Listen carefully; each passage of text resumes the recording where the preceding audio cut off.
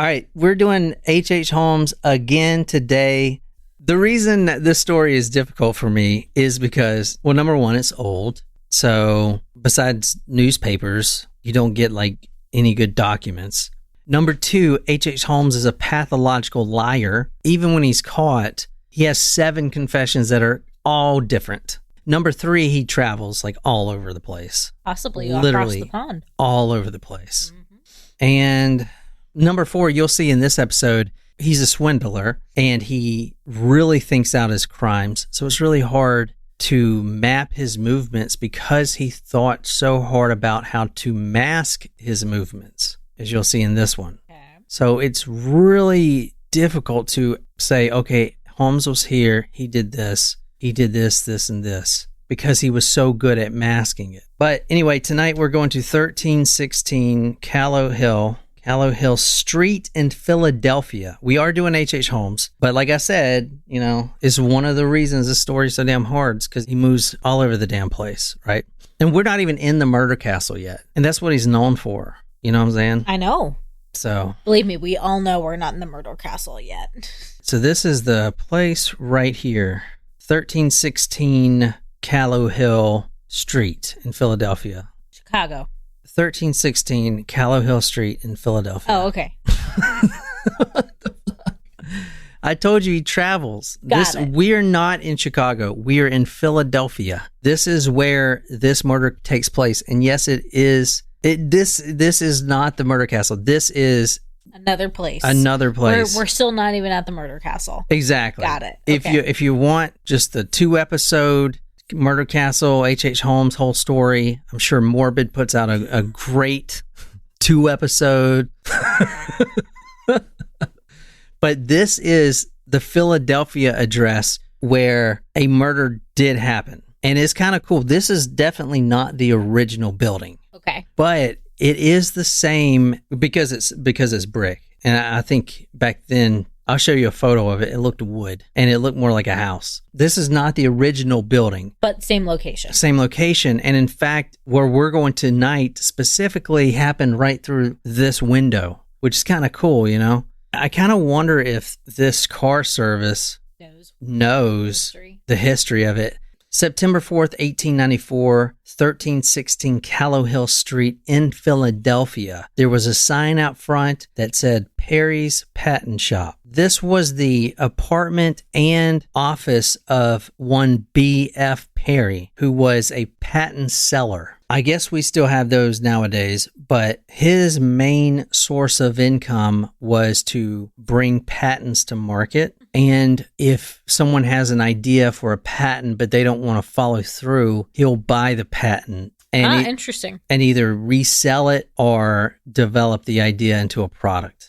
So that's basically, he's like a shark, I guess. Anyway, okay. So this guy, B.F. Perry, was supposed to be there because his client, a Eugene Smith, had been in constant communication with this guy about bringing his patent to market. This guy was a carpenter. And he developed already successfully. He developed a saw. I think honestly, I really think he developed the saw with the teeth on it, like the rotary saw, because that's what it sounds like. He was the owner of E. Smith, so his name is Eugene Smith, the guy who was coming to see B.F. Perry, the E. Smith sawtooth in 1875. And he just sold another patent to this guy, and now he's going to finalize the transaction. He has walked into the shop for a couple days now. The door's been unlocked, but he has not seen Perry anywhere. Now, his apartment is upstairs, but you just don't want to walk up there because maybe he's out. But it is kind of weird that the door's always unlocked. So on the 3rd day, he goes in there and, like always, he's calling out this guy's name. Perry, you in here? It's me, Eugene Smith. Nothing at all. No answer, nothing. Finally, he says, you know what? I'm just going to walk upstairs and see if everything's okay. And before he gets to the top step, he smells something. B.F. Perry was cooking banana bread, so it smelled good. I was kidding. That's not what it was. It's a dead body. It's not banana bread. Although banana bread sounds good. No, it sounds great, actually. Maybe I should make some. Eugene Smith walks up to the top step, and he smells that undeniable scent of a dead body rotting. Okay, some would say it's the best smell in the world. Just kidding. All right, I'm going to read this little passage from The Torture Doctor by David Frank. Quote, a terrible stench stopped them short when they entered the back room. Putrefaction had set in, and the upper part of B.F. Perry's body was especially decomposed. So he smelled this awful scent of human decay as soon as he gets upstairs. This is a newspaper illustration of this guy, Eugene Smith, who was coming to see this guy laying on the floor, B.F. Perry. Yep. This is how he found his body. So this is Eugene Smith, the same guy up here on the right. Now, that is really censored from what the body actually did look like. The body was in terrible condition. It has been dead for at least 2 days, and not only that, the window was open, which is probably why he couldn't smell anything wafting through downstairs, and he was positioned right in front of the window, right in front where the sun rises. So the sun has been baking this guy's dead body for 2 days, kind of like banana bread. If you think about it. I'm not really into banana bread anymore. Yeah. But thanks for trying. All right, can you read that newspaper article? This is from the Lincoln Weekly News, December 6th, 1894. There, lying flat on the floor, was the body of B.F. Perry. It was on its back. The right hand was on the chest, to the left hand by the side. A corncob pipe filled with tobacco lay within reach. It had never been lighted. A bottle that had contained benzene was on the floor close by. It had been broken in two at the middle. So tell me what you make of that. If you were this guy, what do you make of that? Like what happened? Why is there a dead body based on what was around it? Well, I think he was taken by surprise if the pipe was on the floor. The sun had been baking this guy's body for several days. All right. What you read was this guy was lying on his back, right hand on his chest. There was a corncob pipe filled with tobacco that lay within reach. It had not been lit. What you will see, though, was there was a lit match. And a bottle that contained benzene was on the floor broken. Try to think of what happened if you knew that this man's face was completely scorched on one side. What is benzene? Is that It's a flammable. Yeah. So here's what the scene looks like. Laying on the floor was this guy. One side of his face was completely charred. Now his whole face is black because of decomposition. Literally baking in the sun for 2 days would do that to you. But you could definitely tell that one side was scarred. His corncob pipe, was filled with tobacco but had not been lit. There was a match that was lit and a broken bottle of benzene, which is highly flammable. Walking in upstairs, it is obvious that this man went to light his pipe while he had benzene out, didn't know it was flammable, the fumes, and the fumes ignited and blew him up. That is what the police will see as soon as they walk in there. The burns to the face and the charred body made identification of this male nearly impossible. Now, it's B.F. Perry, right? Because he owns the shop. But it's not really that simple sometimes. Can't tell who he is. Because you can't tell who he is. And we didn't have things like fingerprints, dental records. You'll see for this body, the dental records they used was the daughter of this man having to look at her father's teeth and saying, yeah, that's my father. That's how they did dental records. So how they would... Not super reliable. Not reliable at all. And for insurance purposes, it could be easily fooled, right? So they're looking for, if you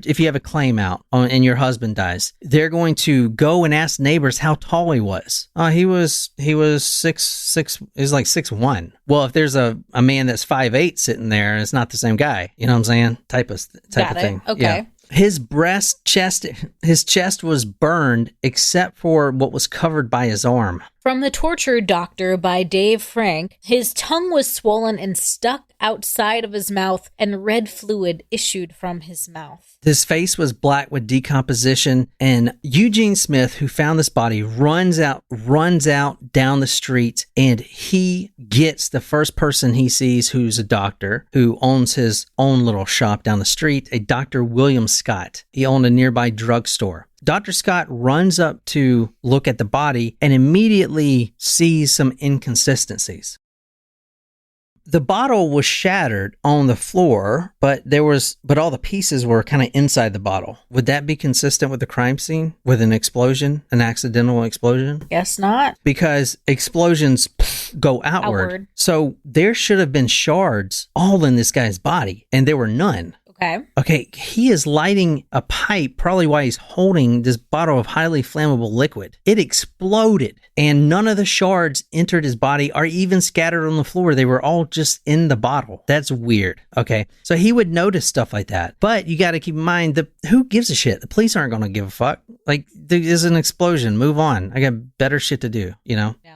So, at first, Dr. Scott determined that the man wasn't killed by an explosion, but the power of the blast was so intense that Perry's bladder had burst. The face was much mortified, indicating putrefaction. Dr. Scott later told a jury. There was considerable stench in the room. We found around the room a broken bottle and some uncorked bottles on the mantel. I went to the house expecting to find a man burned to death or blown to death by an explosion. We found the face discolored and distorted or full of pools. The inner skin and outer skin cut, cutis and cuticle separated and watery-like. That was the process of decomposition. The odor was terrible. His tongue was swollen and stuck out of his mouth, and red fluid issued from his mouth. Any little pressure on the stomach or over the chest here would have caused this fluid to flow more rapidly. I mean, they're going way too far into this. Who cares? I mean, but if it was an explosion and someone did this to him, I mean, someone else would be harmed as well. I mean, right? From the Philadelphia Inquirer, September 4th, 1894, the body was found in a state of rigor mortis and so badly burned in the face from chemicals and sun exposure that the identity of the person could not be judged. All right, so now we got to figure out who this guy is, because B.F. Perry is not his name at all. And people do use aliases. I mean, shit, I'd have 4 or 5, literally. Sign of a serial killer, but okay. No sign that we have some stalkers. Here is the man on the floor, apparently, all right? This is what he looks like, or looked like before. Okay. But you couldn't really tell. Who you're looking at now is Benjamin Pitezel. That's the story we're talking about tonight. So Benjamin Pitezel is also B.F. Perry? Exact. Well, no, hold on a second. You can make that decision yourself. They find out this guy is a man named Benjamin Pitezel. Okay. Benjamin Pitezel has a wife and 5 kids. He's also an alcoholic. Okay. And he's friends with another man, a doctor. We'll call him Dr. Holmes. Yeah, I mean, we're doing it. He comes into play somewhere in this, so. Yeah, this is, let me tell you how this. I like that one. Let me tell you how this guy got mixed up in all this and who this really is on the floor. Well, I think B.F. Perry is really H.H. Holmes's character. Like this is like an insurance fraud. Okay. So the person is actually Pitezel, but B.F. Perry was Holmes, and like Holmes is the one that's trying to get the insurance. That's a pretty good guess. Or like Pitezel left all of his fortune to Holmes in his will, and they like kind of killed him off, type of thing. Here's what we know about Pitezel. Apparently, this guy, he was using an alias. He had written about it that he was using an alias, and that's how they found it. At first, he was buried in a pauper's grave. Whatever. B.F. Perry, Pitezel, who cares? But someone does care. The Fidelity Mutual Company, who Benjamin Pitezel's wife, has a $10,000 life insurance policy on him if he dies. So, yeah, that's a lot of money. I think it's like $50,000 or $60,000, something like that. So, if it is him and he didn't commit suicide or anything, we got to pay the wife $60,000. So, yeah, let's make sure it's the right guy. So they call someone who is really good friends with this Benjamin Pitezel to see if he can help identify the body. Okay. And his name is H.H. Holmes. Uh-huh. Yeah. So he comes down to the shop to identify the body. And that's where we're at right now. Let's see how Pitezel and Holmes know each other. Pitezel met Holmes in 1889, a few years ago. He needed a man to do his dirty work. All the scheming that Holmes has, all those, remember he got stuff on credit and then wouldn't pay it back. Like he needed someone to do dirty work. And this guy, Benjamin Pitezel, an alcoholic, 5 kids, out of work, was a perfect character. Now, here's the thing. This scheme I'm talking about tonight was orchestrated by both men. Holmes has done this plenty of times before. He basically gets somebody who has a wife who would have an insurance policy out on husband and convinces them, hey, let's fake your death. I'm a doctor. I'll be the one called. I can also provide a corpse that looks like you in some way. We can make it unrecognizable, and then we can split the money. The wife, Carrie Pitezel, was in on it as well. Gotcha. Okay. Got it. So this is how he starts to accumulate as much money as he has, right? Yeah. Even though he doesn't pay a lot of people when he's building the murder castle. We've talked a little bit about that. Yeah. He stiffs them. What? Well, the stiff, dead body stiff. Yeah. That's one of the reasons it's so hard to do the story, because there's a lot of parts. He is really good at doing this body swap. Not a lot of people are doing it because, number one, you have to have access to cadavers. Right. Or I guess you could dig it up, but you have to be knowledgeable enough to have it look like that who is dead. Right. I would venture to say that Holmes was probably like 1 out of 3 people in the world doing this at the time. Maybe he was the only one. He was so detailed and knowledgeable with these corpses that he could pass it off. And he's done it plenty of times. Yeah. It's just this one, $10,000, is kind of hefty. So they definitely want to make sure it's the right guy. Can you read from the Commonwealth versus H.H. Holmes? It says the defendant. This is kind of runs down what I just said. The defendant and Benjamin F. Pitezel, the deceased, were engaged in a conspiracy to cheat and defraud the Fidelity Mutual Life Insurance Company of Philadelphia.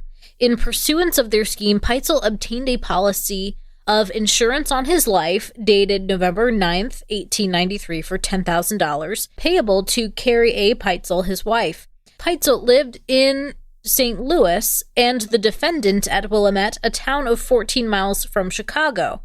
Pitezel left St. Louis to come to Philadelphia on July 29, 1894, rented and occupied a house number 1316 Callowhill Street, assumed the name of B.F. Perry, and held himself out as a dealer in patents. So here's the deal. Pitezel agrees, along with his wife, to go to Philadelphia to rent this shop, what I just told you, and wait about a year. He puts up his patent shop there, and eventually they're going to find a cadaver and swap the body. Boom, boom. This guy's dead. Whatever, would take the money and then get out of Philadelphia completely. Yep. The thing is, at the office, H.H. Holmes was a regular shopper, a good friend. So who were they going to call to identify the body? They're going to call a close friend or family member because they got to get exact details. Yep. So they called H.H. Holmes, which was in on the whole scheme. So he thinks about this stuff and he knows all this stuff is going to happen. So he always puts himself in the loop. However, when you're dealing with that amount of money, Fidelity is going to have their own detectives so they don't get swindled. You know what I'm saying? Yeah. The policy number was 044145, and it had been taken out of the firm's Chicago branch office. Go figure. And it said they wanted to contact any persons who knew him. Insurance companies tend to become suspicious when policyholders die within a year of taking out a huge policy. And remember, $10,000 back in there was like $60,000. So it's pretty hefty. This isn't even Pitezel. It can't be. But there's a couple things that make Pitezel kind of unstable. Okay. And Holmes maybe couldn't get a cadaver that looked like him, and this guy would be perfect. Number one, he's a raging alcoholic, a huge alcoholic, and he always talks. So now you're going to give this guy $30,000 and he's always at the bar anyway, and you expect him not to blab about this whole scheme? Maybe I don't have to find a cadaver. Maybe I can kill this guy, my friend. Maybe I could use his body. But the thing is, Carrie, his wife, is in on it too. So she's expecting she gets her husband back at the end of this. Exactly. With the money. Problematic. That's what she's expecting, but... So does Holmes then decide he needs to woo Carrie Holmes romantically and get her to forget about her husband? The dead man in that building on that day was truly B.F. Pitezel. That was B.F. him. Perry, a.k.a. Pitezel. Exactly. Okay. The autopsy. His heart was empty and lungs congested, which means it was a quick death. So I guess if there's no blood in the heart, it's a quick explosion. I don't know. He had, quote, pigback kidneys, which was known for, that's what they called kidneys Alcoholism? Alcoholism has. There was 1 ounce of liquid chloroform in his stomach, and the lungs, quote, smelled of chloroform.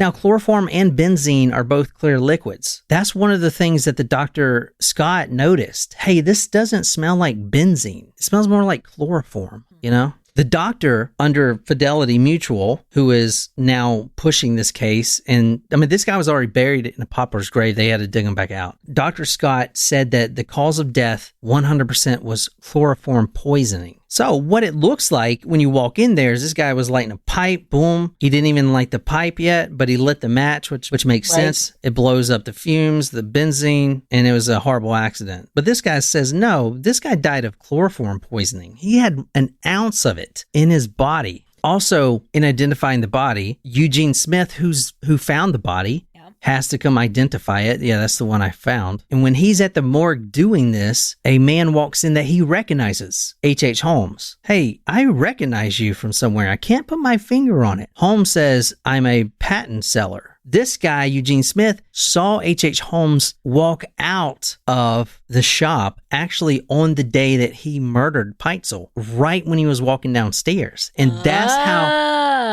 that's how he remembered who he was. So now Holmes is caught in a lie because he's not a patent salesman. He's a doctor. But he knows this guy seen him that one day and could blow his cover. Yep. He gonna blow the whole thing up. Blow the whole thing. A gruesome discovery at 1316 Callowhill Street, the Philadelphia Times, September 5th, 1892. The body of Benjamin Pitezel was discovered in a patent office at 1316 Callowhill Street. His face was badly burned, and the scene was staged to look like an accidental explosion. Objects such as the victim's tobacco-filled pipe, memo book, and broken chemical bottle were close to him. Shards of the bottle remained inside its base, not strewn about by centrifugal force, as would be expected if a blast had occurred. So there you go. Now, Holmes, he is no longer in Philadelphia. He is just there specifically to identify this body, which he does as Pitezel because, number one, it is his body. And number two, that's his job. Now, I will say the daughter actually identified her dad as well. The daughters didn't know. Well, it was actually him, though. Exactly. So, they didn't do anything wrong. They correctly identified that it was their dad. Exactly. But here's the problem. They don't know who's in on it and who's not. The mother is in on it. However, she thinks her husband's still her husband's still alive. Yes, exactly. And that's just not the case anymore. So these are 3 of the kids. He's got 5 children. A lot of kids. Alice on the left there is the one that identified her father by his teeth. This is where it gets a little complicated because the mother thinks that her husband is still alive, but yet the daughter is adamant that, hey, this is dad. And the mom's like, sure, honey. So sure. now, exactly. Be a good girl. So now you have a conundrum for Holmes because none of the children knew about the scheme and they know it's their dad lying on that slab. So the mother did know about the scheme, but she thinks her husband's alive. So now Holmes has to separate the mother and her children so they don't talk to each other. Got it. Okay. Do you see what I'm saying? Yeah. While Holmes is away waiting for the policy to come through, he got arrested for an unrelated matter, horse fraud. I'm not really sure how that happened. Horse fraud. Wow. I didn't know that was a thing. Like, do you think he was like, I'm selling you a stallion that's 16 hands and it was really only 14 hands? I don't know, maybe. Do you know how to tell if a horse is sick? If his voice sounds a little hoarse. Stupid. Good job. Oh, goodness. Oh, excuse me. Let me back up a second. Before Holmes and Pitezel discussed this arrangement of this fraud, Holmes was arrested for horse fraud. And this is important because when he was in prison, there was another man who was pretty famous at the time as being what do you call him? Like Billy the Kid, not a cowboy.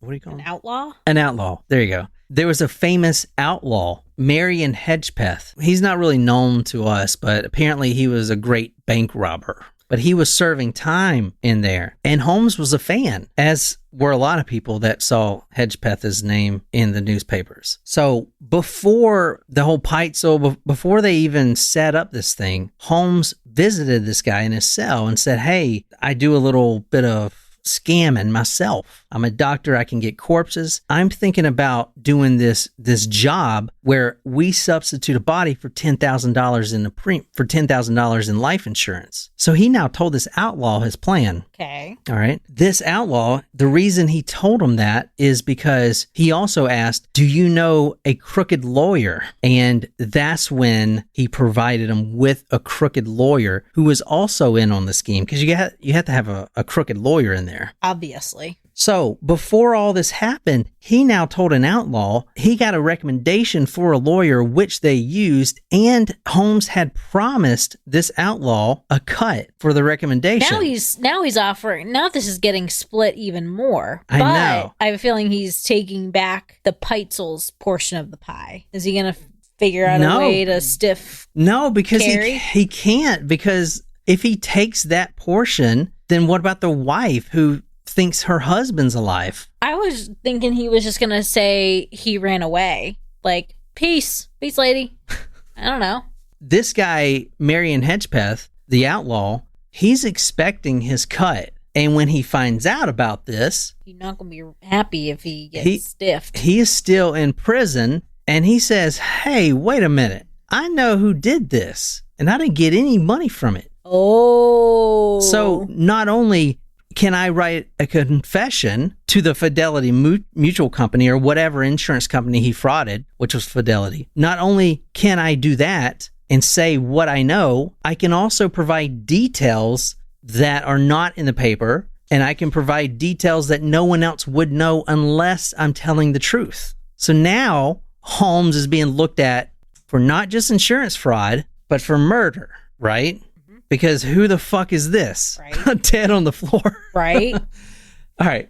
At this point, Holmes is in a bind because if the kids tell mommy that that's daddy on the slab, then his whole plan goes to shit. So he has to separate the kids, these 3 kids, from mom for several weeks until this whole thing blows over. He goes to Carrie and tells Carrie that her husband is alive but hiding in London. Then he convinces her to let him take the 3 children, the 3 oldest children, Alice, Nellie, and Howard, and travel with them to London to be reunited with their father, who is hiding out until the insurance claim pays. Oh, boy. But now you see another layer added on, because what's he going to do? He's about to kill those 3 kids. Is he not? I don't know.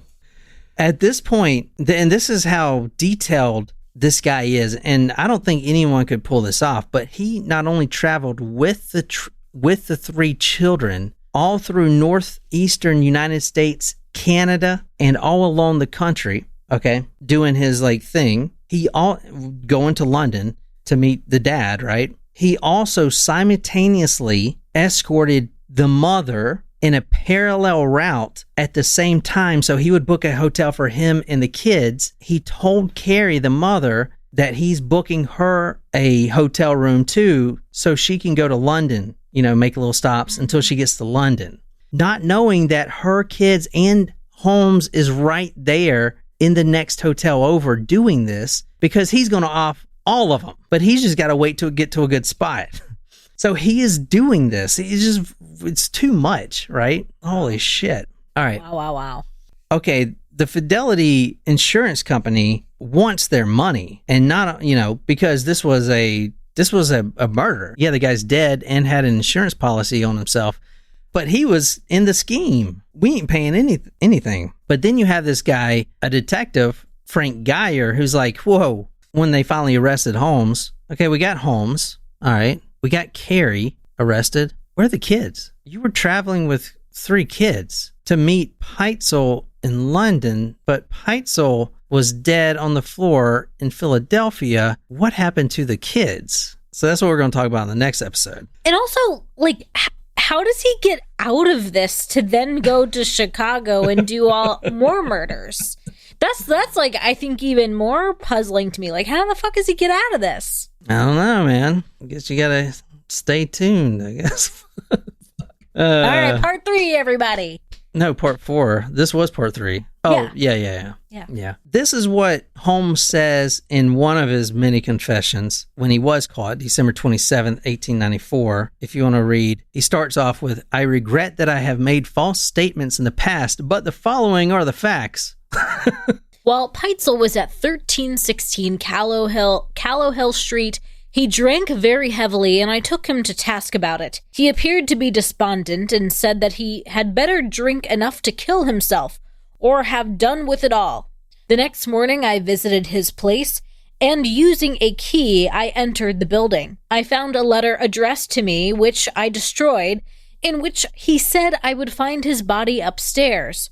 I went upstairs and found him lying dead on the floor. There was a rubber tube in his mouth which was attached to a quill run through a cork in a large bottle containing chloroform. I had arranged with Pitezel that the body be substituted for his should be burned, about the face and hands by pouring a mixture of benzene, chloroform, and ammonia on it, and then setting it on fire. That a large bottle was to be broken and a smoking pipe and burned match placed nearby, the object being to show that the person supposed to be Pitezel or Perry had actually ignited the mixture in the bottle while lighting the pipe, and that the bottle exploded and the death was caused by the burns. Seeing Pitezel's body, I decided to carry out this plan in all its details. So this is not his first confession, but now he's saying, you know what? He's leaning into it. I did do this. I didn't kill the guy. The guy has been talking about suicide for weeks. Plus, he's a drunk. So I just go and visit him. I see the body, and this guy's offed himself, which means his wife is not going to get the insurance. So I'm a good guy. I staged it like an explosion. So at least his wife will get the money. You see how you see how he does it? I see it. And this is, it's like, it's a lot, for him. Here's another one. When they didn't know yet 100% that it was Pitezel on the slab, he said, quote, "The last time I saw Pitezel," he said, "was in Detroit, Michigan. There I gave him to Miss Williams, Holmes, and who took him to Buffalo, New York, from which point she proceeded to Niagara Falls. After the departure of Pitezel in Mrs. Williams' care," Mrs. Williams, as we'll get to, is also a victim here. She dead. So it just makes sense that both of them go on vacation together, apparently, because they're both dead. All right.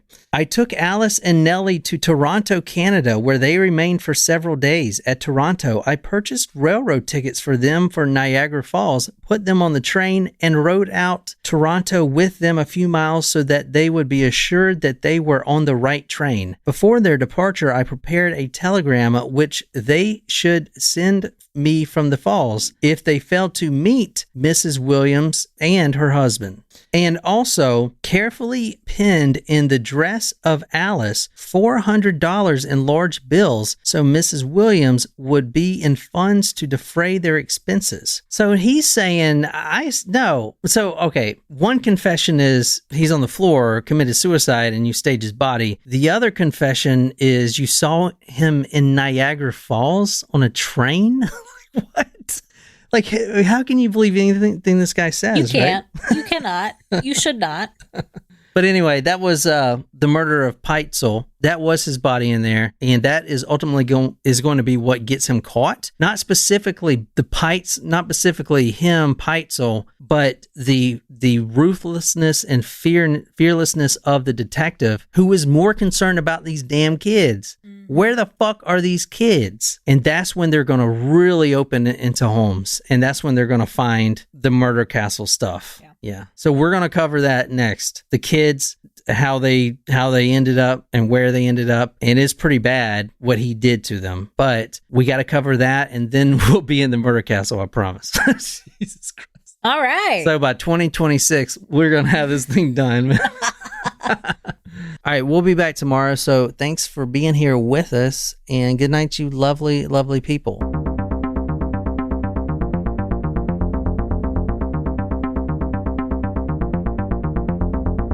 Kind of run this shit.